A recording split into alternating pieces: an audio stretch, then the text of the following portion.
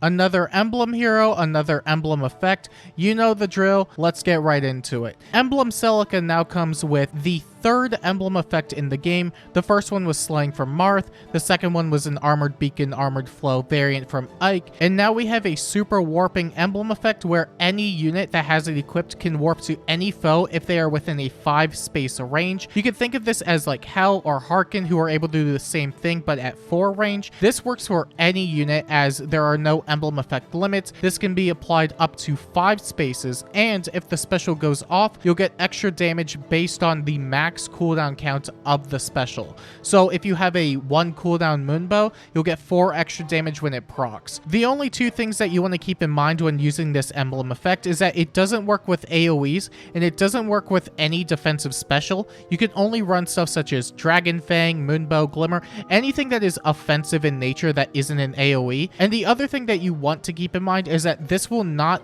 work with stuff such as Pathfinder. It is a warp effect, so you're not getting extended range if you have any sort of dagger on the team or any sort of Pathfinder effect. Also, I said it was 2 things, but I mean, this is going to be a pseudo thing unless you haven't really been paying attention. Having a slaying effect will affect the amount of damage that you get out of the effect. So 8 extra damage that you would get from Moonbow will turn into 4 if you have slaying anywhere in your kit. And otherwise, that's pretty much just the emblem effect itself. Now, for what the emblem effect can do and open up for specific units, I'll get into that in a second. Firstly, I just want to talk about the counters real quick because we really don't have a lot in terms of effective countering to this effect. The only one that really stands the test of time right now is Gatekeeper, in my opinion, because it isn't a status effect and it works as long as he's on the field. So no matter what, even for Aetherraid's offense turn 1 Gale Force strategies, you cannot warp as long as he's there. Now keep in mind that Celica is able to bypass this because she has pass built into her special, so any of the anti-warping stuff just doesn't work with her specifically. But if it's for something like Aetherraid's offense where you're going to try and go in with a Gale Force team, he is the only unit that can effectively shut it down turn 1. You do have a really good anti-warp save unit in the form of Valentine's Myrrh, but I would argue she's a lot better for something like Summoner Duels, mostly because the anti-warping effect will not take place on turn 1, where that's where you really want to get it going. You're just going to be really weak to Gale Force strategies otherwise. For SD, it doesn't really matter because it all goes off on the same turn as the foe's skills, so you really don't have to worry about it much there. But for Celica specifically, she will have the ability to just jump in and kill Myrrh with no issue whatsoever because she's also being a far save. So naturally, she's just going to be entering combat. Regardless, these are definitely going to be your most notable anti-warp units at the moment. You do have Ratatasker, but that one's a bit more finicky because it does rely on the terrain setup, which at best could still work on an Aetherraid's offense setting, but it's not really as coveted there in my opinion. One other mention that is probably going to be brought up anyway is High Dragon Wall, and in my opinion, this isn't really that great of an anti-warp tool because it doesn't block any melee warping, which is a fundamental issue with this skill in my opinion. It does shut off all the ranged ones, but you can easily work around it if you're running a lot of melee Gale Force, which is pretty much the most common thing for any sort of Gale Force strategy, but it's still worth a shout nonetheless if you still want to have it around for any sort of ranged foes that could potentially warp in. Now, as far as use cases of the emblem effect is concerned, this is probably one of the best melee infantry buffs we've ever gotten, mostly because the player phase ones that really want to initiate combat or go into combat like that now have a means of doing it. For a while, there was always that struggle with stuff such as Emblem Marth, who couldn't really take advantage of his nuking potential because he was only 2 movement, and for anything that you could have subsequently used to buff his movement, it was very easy to work around or shut off. Granted, this still falls into the same issues as stuff such as Assault Troop or Guidance Warping, but not only is the range much larger, it can be independent of everything else, and you're not giving up any sort of skill slot for it, which in my opinion is a really big benefit for any melee infantry period. Something you do want to consider though is that if you're going to put this on any melee infantry, they need to have the ability to be independent. For example, Emblem Marth has a 25% HP condition, which means that he could realistically be away from his allies. You could have somebody that has a solo requirement. Anything that makes it so you don't have to be within a certain space limit of an ally means that you definitely want want to consider it for that role, especially if they have good nuking potential. Worst case scenario, even if they have to be within 2 spaces or initiate combat condition, you could just pretty much use them to snipe an unsuspecting unit, because 5 spaces is a lot of range. It's very easy to catch somebody off guard. And if you still wanted to do corner fall and Edelgard for some reason, I mean, it's not something I would personally recommend, but the potential is there to be really, really funny. Just having your warp around and Gale Force like 3 times. I don't think it would be good, but I mean, it's definitely an evolution of the strat, at least, you know?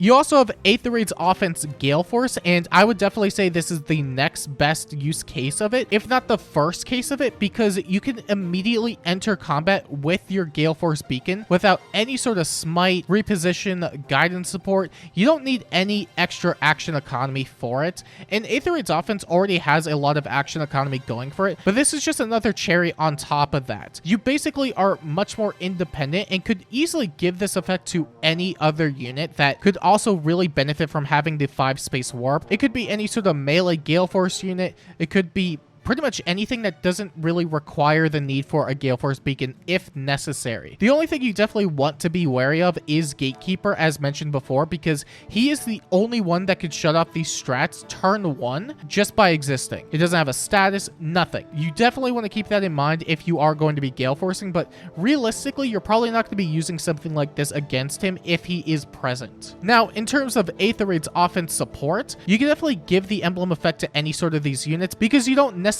need your Gale Force beacon to warp and lickety split. You can easily have any sort of smite, reposition, guidance support just to get it going. And I know I said earlier that you don't really need it now, but you still have the flexibility to either give it to them, or you could give it to units that make the job going in a lot easier. For example, somebody like Yuri with Foul Play and Disarm Trap and just stacking a bunch of HP can get around even the highest of Hex Traps. It makes the process of trap gambling a lot easier as well. Either that, or you give it to a Dancer who could potentially warp in without the need of Wings of Mercy. It will require a bit of proper playing, because if you are to start from all the way in the back to the closest enemy line, they'll only be able to reach that point. So you could easily go in with any sort of Gale Force beacon, attack an ally that isn't within that range, and then free up that spot for the Dancer to then warp in without the need of falling into the 50% or 60% Wings of Mercy range. In my opinion, this is definitely worth considering because it definitely makes the process of it a lot more flexible.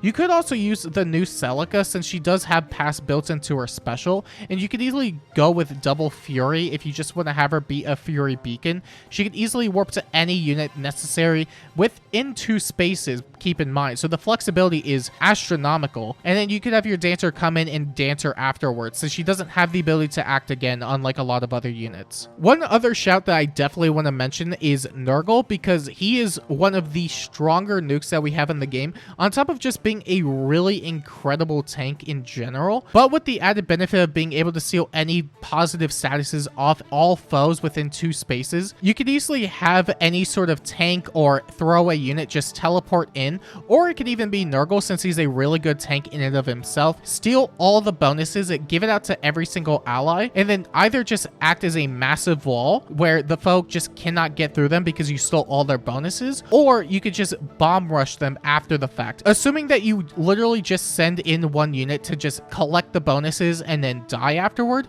you can then pretty much just rush in and take care of the rest, assuming you are in proximity, which most likely you're going to be in that proximity, but the 5 spaces definitely makes it a lot easier in that regard. One other thing I definitely want to mention is pass, because there is a potential argument for it. And while I'm not particularly confident in it one way or the other, I definitely think it's worth mentioning nonetheless, because there can be use cases for it. Pass basically allows the warp effect from the emblem effect to always go off, but it will come at the cost of the B slot, which means that it's gonna be kind of tricky.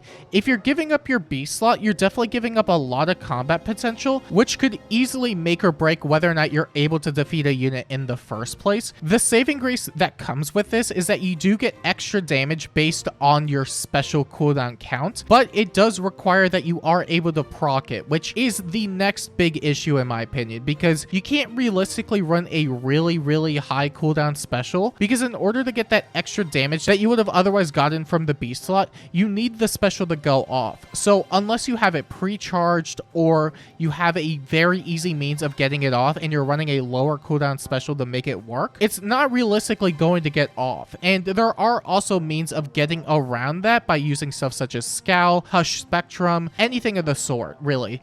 And that's just kind of where it's finicky to me, but I definitely think it is worth considering if you have a nuke that doesn't necessarily have to rely on their specials going off, or they just have enough damage output as is. It's kind of the same tactic that a lot of people tended to use with stuff such as Legendary Hinoka to get around Gatekeeper. Most units realistically cannot give up their B slot for pass, but now with the extra damage tacked into the effect, maybe there is more of a use case here. But keep in mind that the special has to go off, and if the special cooldown count isn't really that high to begin with, then it may not really mean much in the end. Otherwise, you have melee cavalry, and this one's just more of a funny thing to me because it is pretty good, all things considered. You are effectively getting one extra movement out of this, but that's pretty much the extent of it, and that's not bad by any means. It also means that you could get around stuff such as trenches or other miscellaneous obstacles that would otherwise hinder their movement. There will probably also be other niche cases where they could kind of just warp over specific tiles if they are able to reach an enemy within 5 spaces, but that's something that I wouldn't necessarily bank on all the time,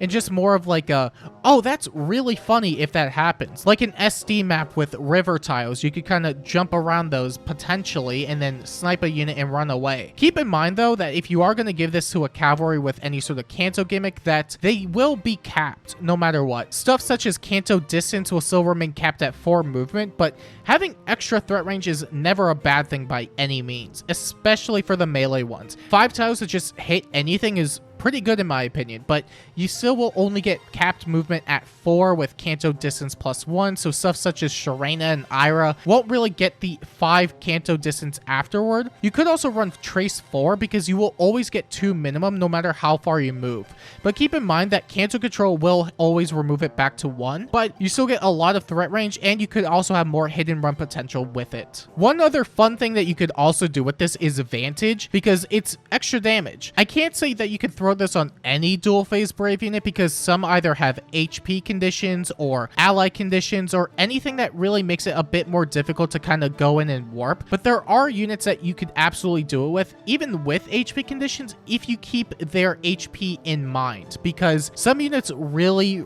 rely on having their HP above a certain threshold, which is kind of finicky for Vantage as is in my opinion, but it's definitely something that could still work out. Personally speaking, I do this with Harkin a lot, where you can warp in, set up with something like Distant Storm or Pressure and Fury Seal, and then check the opponent. You can easily put this on any sort of Vantage unit. They can warp in, they can have any cooldown count they really want, because at the end of the day, it's still extra damage, so it's always going to be helpful in my opinion. But if you need to set up Vantage, then you definitely want somebody like Sonya or Bernadetta for the chip support, and that way you could definitely run other skills that don't really come at the cost of your HP. But if you do want to just have something that is immediate and doesn't come at the cost of an ally slot, then you can have self-imposed damage with stuff such as Storm, Pressure, and Fury Seal. And really, on a similar note, you can pretty much give this to any other unit that doesn't really need Emblem Marth or Emblem Ike. Emblem Ike is really good for tanking purposes, especially with defensive specials, and Marth definitely allows for more double slaying nuance stuff, which is really funny, but also really good under the right circumstances. With the pure damage aspect, if you don't really want to use either, or you don't really have the room to use it, you can still throw this on any sort of tank because you're still going to be hitting harder, and this still works pretty well with stuff such as Lagoo's Friend, especially if you're running stuff such as Godlike Reflexes or any defensive special at the end of the day. Even throwing it on somebody such as Emblem Ike is good because he's just always going to get extra damage. It's never a bad thing at all. You could throw this on something like a Devour kit with Lagoo's Aether so that you could always retaliate with an Aether with 16 extra damage. I mean, realistically, it's going to be the same carbon copy infantry builds that you would otherwise run, but with the added benefit of extra damage, which in my opinion is still good because it adds defensive pressure. Keep in mind though, this does not work with AoE AoEs. You cannot run an AoE and get extra damage with this. It just will not work. But also to mention the lightning elephant in the room, you can technically run a lightning breath plus or a blade tone plus unit with a really high cooldown special because there is no cap on the amount of damage that you could get out of this effect. So theoretically, you could run a dragon with Aether and get 24 extra damage. And it's not particularly great, but I mean, it's funny and it's technically there. So I figured I'd throw it on here because it's the end of the video. So if you are polling for this, then let me know who you're going to give it to. And if you want to see more videos like this, make sure to like and subscribe. And until next time, I'll see you later.